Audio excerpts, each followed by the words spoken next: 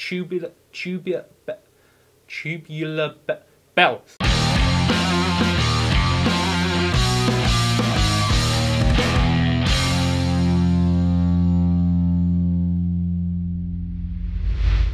So welcome back to Drum Electric. As always, if you're new here, please hit that subscribe button, and if you're a returning subscriber, then it is always great to see your stunningly beautiful face. So we are going a bit more into technology in this one, and it's a personal favourite of mine with some software that I personally love. We're talking about MainStage and setting up just a little, very simple, like, percussion rig on MainStage that works with external drum pads. So in my case, it'll be the SPD-SX, but this works on the Yamaha DTX, the Alesis sample pad, stuff like that. This is the sort of rig that I need to build when I'm adding those little percussive elements on theatre shows, or if I'm doing sort of a bigger production and I need multiple different sounds on my SPD and I just want to run it through something more powerful than the thing itself. This is nothing fancy, it's not too in-depth, it's a nice little dip your toe into MainStage if you've never looked at it before, and it's a really handy tool to be able to use if you need it.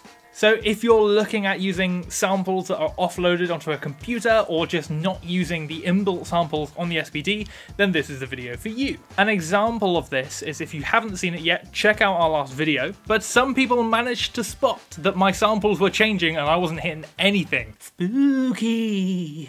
But this is just because I was running it through Ableton. You could see it on my laptop screen just at the side of me, but I'll get into all of that in a future video because that is a very fun thing. So like I said, MainStage is a really nice intro into using software with your SPD. So without further ado, let's hop behind the kit and start building this rig.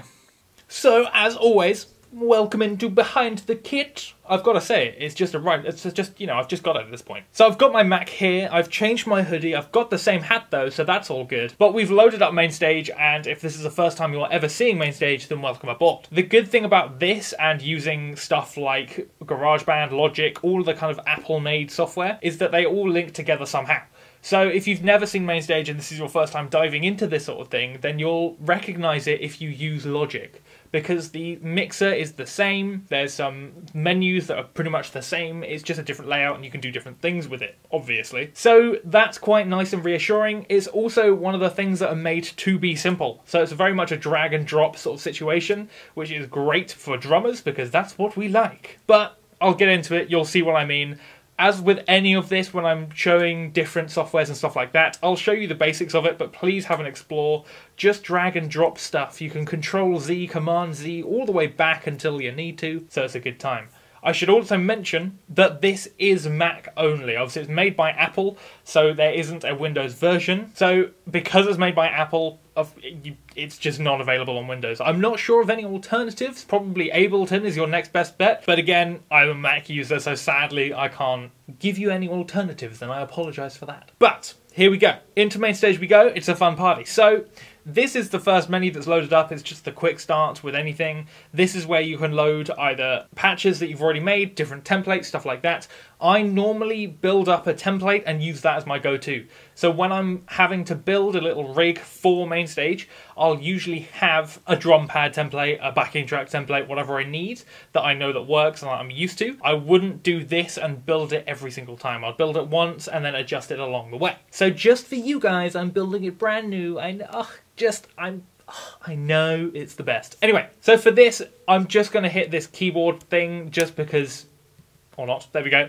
I'm just going to load up this keyboard patch just because. You'll see why in a second, because I'm not going to need any of the stuff on it.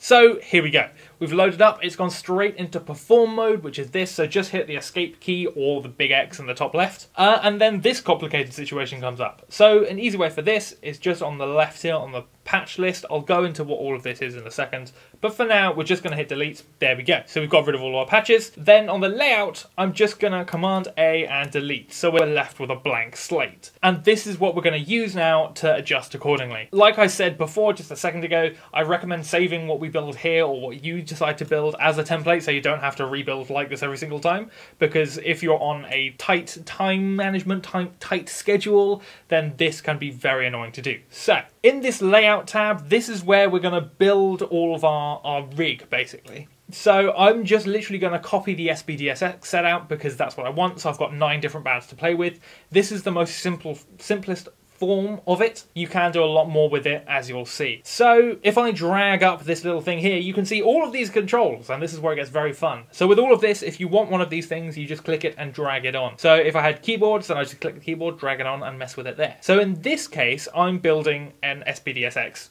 on here. So I've got 9 pads, like I said. I'm just going to lob in a background. There we go. And this little thing appears. Now we get the fun bit of trying to drag it bigger. Nope. Yes, there we go. We're in. So I'm just going to make a huge little... Oh, God, here we go. There we go. So I'm just going to make a giant square as my background just because it looks nice. You don't have to do this. It's just personal preference. Then on the left here, on appearance, I'm just going to change the colour. That looks nice. This is just purely because when I'm on stage, it's a lot easier to see something on a background than it is to peer over and just see buttons. But again, this is completely customizable, so please choose whatever you want. You can put an image on it. I recommend taking a picture of just your face, all zoomed in, chuck it on there. You'll be hunky-dory for days. So we've got our background, it's nice and easy to see. Now we've got a lot of other stuff we can put in there, but for now, I'm just going to duplicate the drum pad. So I need 9 pads. Now, you may want to just drag on 8 drum pads and adjust it accordingly. I just prefer dragging one by one just because it means I get ultimate control. But again, do what suits you best. That's always the best way of doing things. So I'm just going to go for the drum pad, and then I'm just going to drag one on. I don't want the text underneath it, so I'm just going to go to the text labels over here on the left, and then I'm just going to go nothing. You can add a custom label, so if you do want to label these up, by all means do that here. For now, I'm just going to do this, and then I'm just going to resize it a little bit somehow. Come on. There we go, just so it's a little bit bigger, and it's just so I can see it a little bit better. Drag it to the top. Okay, we've got 1 pad. Command D, there we go. Line that up. Command D, line that up. Oh, it's stunning. Okay, in its simplest form, we've got 9 pads there. It's just replicating the 9 available ones we have on the SPD. I do normally have triggers set up, so I'll do a little separate trigger thing, but for now I'm just going to stick with the 9 that are on the SPD. Going to highlight all of that and just move it up a little bit, then move it to the right. Now, why am I not putting it in the middle? That is because I want to put a patch list. So that basically means that whatever preset I have, I can see the big list of it on what one I'm on, which one's next, stuff like that. So that's just down here. We've got a full height patch list. I know. How exciting. Just drag that on and you get this bad boy. And there we go. That's pretty much our layout. We've got our pads, we've got our patch list, it's all good. Like I said and keep saying, you can do a lot more with this. There are much more complicated setouts. You can do a lot more. This is a very powerful program. Just for this demo purpose, I'm just going to keep it like this. But please experiment with like the vertical meters, the different faders, so you can control the volume of each pad on the fly, stuff like that. It's really cool. That's my layout done for now. I'm just going to head up to the top here and hit edit. And now we get to a fun bit. So this is where we're adjusting all of our audio. You can see the mixer on the right is exactly the same as Logic. We assign the different pads, the different notes, and things like that. So to do this, I'm just going to go to the patch list on the left. As you can tell, it's called patch list because this is what's going to appear on our patch list. Crazy. So I'm just going to hit the plus button. Just going to name this Demo Percussion. That'll do. And there we go, we can see it just there. If I go into perform mode where it takes up the whole screen, you can see demo percussion is right there. Now, perform mode, as you can tell, it makes your whole rig go full screen. This just means you don't accidentally hit something or trigger something or change something on the fly on the gig when you don't mean to. It just makes it slightly safer. To assign different pads different things, all you have to do is over on the channel strips, hit that plus button, and then you get the same menu as is in Logic, software instrument, because that's what I want, and you get this lovely little menu at the bottom here. Now, I'm only just going to use the inbuilt sounds just because that's what's available to everybody, but you can absolutely use out of MainStage sounds. So to do that, all you have to do is go over to your little channel strip over here that's highlighted, the input, and just change the instrument as if you are on Logic. So if you wanted to use Contact, something like that, you absolutely can. You just do it in here, all of the same methods. But for now, I'm just going to use the inbuilt stuff. So I'm going to make my bottom 3 timpanis, for example. Okay, so I'm just going to click this channel strip, orchestral, percussion, timpanis, and there we go. We've got some tips. It's a good time for everybody.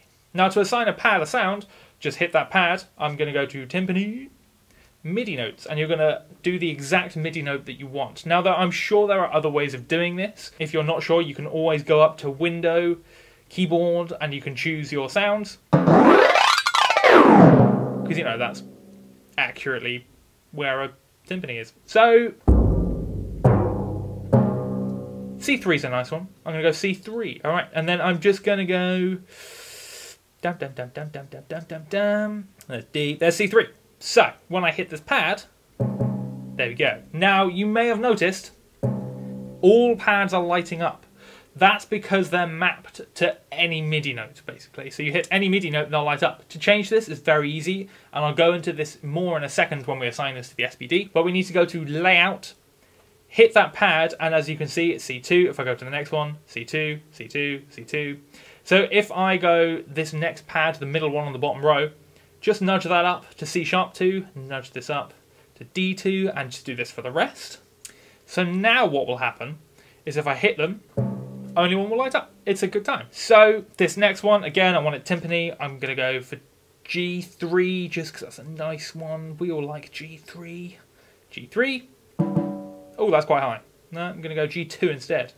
There we go. And then I'll go for the whole octave, which is C2. C2. So we should get. Ah, it's just what you want in timpanis, really. I mean, what more could you want in timps? Okay, so that's our bottom three set up. I'm just going to go for the top ones. Let's add another instrument, software instrument. Exactly the same. So hit that plus button, hit software instrument. Then I'm going to go percussion, tubular bells. Oh yeah. So I'm just going to change this top row because I can. Select tubular bells down here. Tubular bells. The big bells. So again, gonna whack up the keyboard, window, keyboard. And I want. Ah, but I want that. Or do I want it? Oh, that's what? C3. That's A3 and F3. So this first one, I'm gonna go A3, A3, A3. I can't count, said the drummer. A3. And then this next one, I'm just gonna tubular bells. Stupid word. Can someone rename that just for me? Thanks. F3. And then we should get. Perfect. That's exactly what we want. So with this, you do this for all of your pads. So I'm just doing it for the 5 here, but you do this on any that you want, as many as you want, stuff like that. So we've got a nice little percussion rig here. We've got our timpanis, we've got our tubular bells. What more could you want? I don't think, you know, shows don't require anything else. But like I said, for now, I'm just going to stick with those 5 patches. With any gig, I'll do this for multiple different patches, so the whole patch list will be filled with multiple sets that I can just switch between, and all my sounds will change accordingly. So it's a great way of now switching between all patches on your SPD and completely changing up what's going on there with a very easily accessible thing that you can control with any contact samples, anything like that. So it's fantastic, and that's why I love using it. Now, the fun bit is assigning each pad to the actual SPD itself. It's very, very easy, which is what we like. So I've got my SPD just out of camera here. It's just right below, so I apologise for that, but trust me. We're going to go back into the Layout tab. Now, this is where we can essentially click on any button we want and assign it something. This even goes as far as the little buttons down here. You can assign the arrows and what they do and what they look like. So if I wanted to go up with that button, I'll hit the assign button, hit whichever one I want. So if you want to use your SPD to control MainStage and have external triggers to make the sounds, that is absolutely an option. It's really cool. And this is where we're starting to look at your introduction into stuff like Ableton, because that's exactly what I do with Ableton. I control that software and produce the sounds with different triggers. It's a great time. For now though, we'll just stick with our pads. So this bottom one is the bottom left pad, which I'm going to want to assign to my bottom left pad on the SPD. So all I'm going to do is hit this assign button, pick up a stick when that's red, and then I'm just going to hit the pad. Stunning. That'll change all of that. Hit assign again, and that should work. So I'm just going to check that that's worked. If I go into edit and now hit that pad, it's perfect. Okay, so I'm just going to do that with the rest of them now. Hit the pad that you want to choose, hit assign, and then hit the pad. Now I'm just going to click on the next pad, assign. It's a good time for everybody. So now, bearing in mind, the reason why I switched from layout to edit when testing this is because if I hit the pads, nothing will happen. So you've got to go to either edit or perform to make sound, so make sure of that. So the bottom three should now be timps,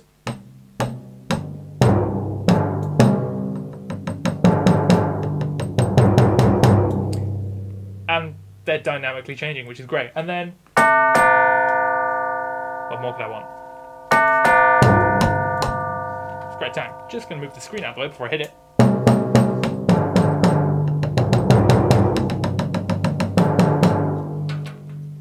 It's perfect. Now, if you want to change the dynamic of that, as you could tell, if I hit it quietly, the pad will come out quietly. If I hit it loud, the pad will come out loud. That's because on the actual SPD itself, I've got that pad, the dynamics on. If you change that dynamics to off, which I'll just do now, that means that no matter how hard I hit it,